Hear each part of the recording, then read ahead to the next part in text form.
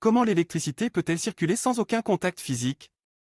Aujourd'hui, nous explorons le phénomène fascinant de l'induction électromagnétique, la base fondamentale de notre réseau électrique moderne et des transformateurs que nous utilisons chaque jour. Tout commence par le flux magnétique. Imaginez les lignes de force d'un aimant traversant une surface. Si le nombre de ces lignes change, un courant électrique est généré dans le conducteur. La loi de Faraday stipule qu'une force électromotrice est induite lorsqu'il y a une variation du flux magnétique. Plus le changement est rapide, plus la tension produite est élevée.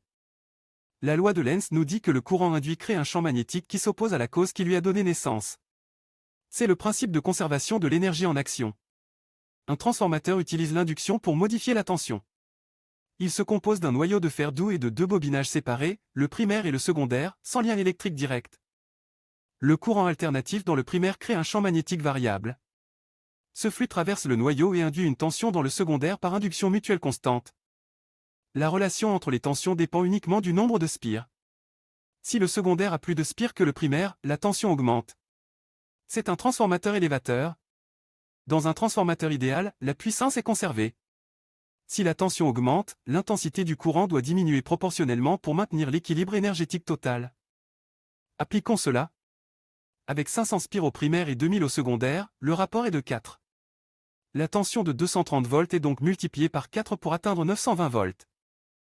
A l'inverse, pour charger votre téléphone, un transformateur abaisse le 230 volts du secteur en 5 volts. Le nombre de spires au secondaire est alors beaucoup plus faible. En réalité, les transformateurs chauffent.